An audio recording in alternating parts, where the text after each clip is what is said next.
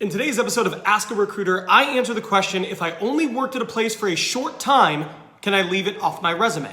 Now, there are a lot of reasons why somebody might want to do that, so let's first talk about the why. A lot of people want to do it because they got fired, or maybe it's not the type of work they want to be doing, or it was a very short stint, and because of that, they don't think it's the best reflection of them as a candidate. Now, there are a few schools of thought on this specific issue, but I want to give you my take. And my take is no. I absolutely would not do this. You might be able to find some people who say yes, but I've got 12 years experience in interviewing, hiring, recruiting, both on the corporate and the agency side, and I am a firm no when it comes to this specific question. And here's why.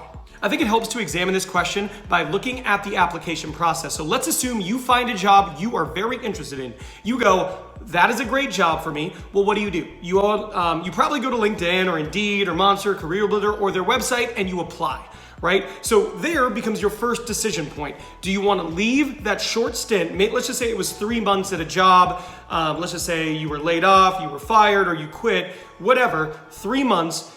You're faced with your first decision point on what you want to do relatively early. So let's say you leave it off your resume, right? It's not on your resume, you upload it. The first thing they are going to do is they're going to have you fill out a few different questions, pages, depending on the company. It could be very short and easy, or it could be very long. And one of the things companies often do is they require you to enter in a bunch of information. All the different stops you were at, your education, your experience, check a few boxes for compliance reasons. But if you don't put it on your resume, and then they ask you to enter every job in chronological order that you've had for, let's say, the last 10 or 15 years, then you have to lie because it's not on your resume, so you need to keep it off of the application process. So you have actually lied in the application process. That is the decision you have made. The other option is you do enter it into their application system, and then the hiring manager, the recruiter, the HR person is going to look at your resume. They're going to look at what you entered into the application or the applicant tracking system when you apply for the role, and they're going to see inconsistencies. Why does this person not have it on their resume, but they do enter it in there? So those are your options. You can lie, or you can have an inconsistency on your resume and application.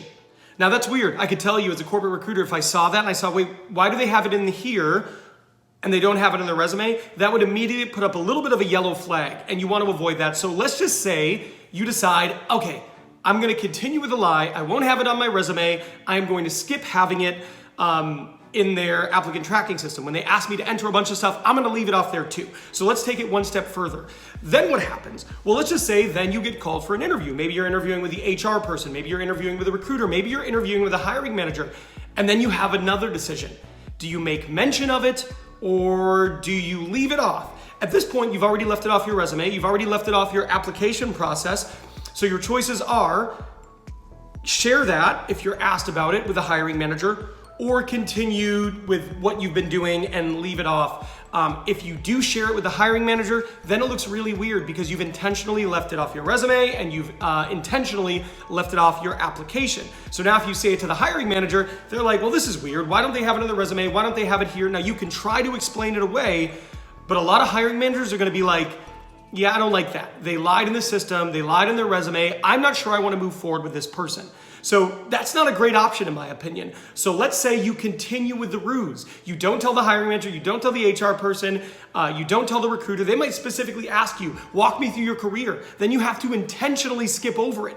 But let's just say that you do. Let's say you omit it from your resume, omit it from the application process, you're asked about it with the hiring manager, and you admit it there. What's next? Now, assuming you are okay with that, you're okay with like keeping it off because you're like, Ben, that's not really what I want to do, or it was a short stint, I don't think it really counts, and all that, and you're okay with omitting it during the entire process. Hiring manager conversation, recruiter conversation, HR conversation, you're okay, like kind of lying in all of those meetings, you're okay leaving it out of the application process, and you're okay leaving it off your resume. Here's what happens next. Let's say you get chosen for the job, and you're excited about it, and they extend you an offer, and it's a great offer, and you're like, love that, that's great. And then, you accept it, and what happens next? Background check.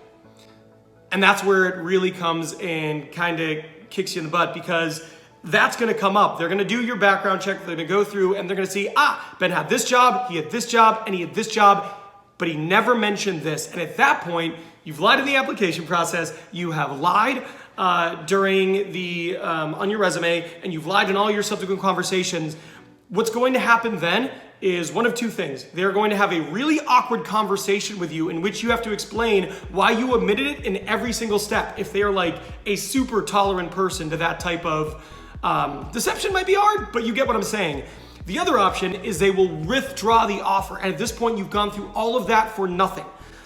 So that's why I am a firm no. Even if you have a short stint, even if you were fired, even if you were let go, you are far better learning how to talk about that and explain it and tell a good story than you are omitting it, because it is really hard to make it through all those hurdles. Now, quick note, I think when you're doing a resume or you're filling out an application process, you really only need to do like the last 10 to 15 years, depending how long your career is. But if you're someone who's been working for 15 and you put the last 10 because that's what you consider relevant, I think that's okay. There's a difference between cutting it off after a certain amount of time and omitting something that's in the middle that you don't want to talk about. So there you have it. That is my answer to the question. I hope that makes sense. If you are not already subscribed, please like this video and subscribe and hit that notification bell. That way you never miss one of my 3 free weekly videos that are all designed to help you.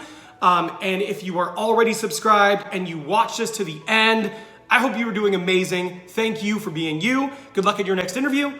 You got this.